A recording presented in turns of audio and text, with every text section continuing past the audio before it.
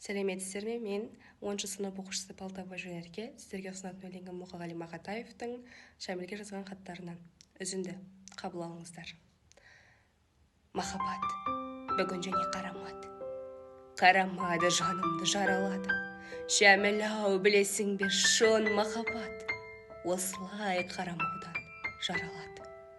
Мейлі, ол қарамасын, түсінбесін, осылай асқақ болсын, кішірмесін. Бастан ауып бара жатқан дал түсіме тағдырымның көлеңкесі түсірмесін. Ескертмесін, білмесін, кете берсін. Бұл фаниден алаңсыз өте көрсін. Дәрменсіз менің ылғау махаббатым.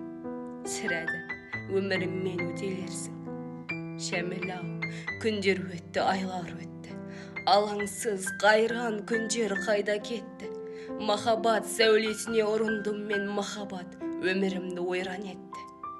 Қазір түн, көктем түнім аужырап тұр. Отырмын жазбай, сызбай қалжырап құр. Тереземнің алдында кәрі қайын көкте алмай бұтағы саудырап тұр. Көшелердің көзінен қан атылып, қала жатыр қазір түн дала тұнық. Махаббатты күзетіп кіршігілмей, бүгін және отырмын таң атырып. Шәміл айналдым жазылмасқа, күйрей тұғым түрім бар жазынбасам. Қазір менен сауықпен сайран қалған, жайна жырда қалған жазылмаса. Ойға өріс таппаған тілге дерек, ойнаққа жырым менің кімге керек.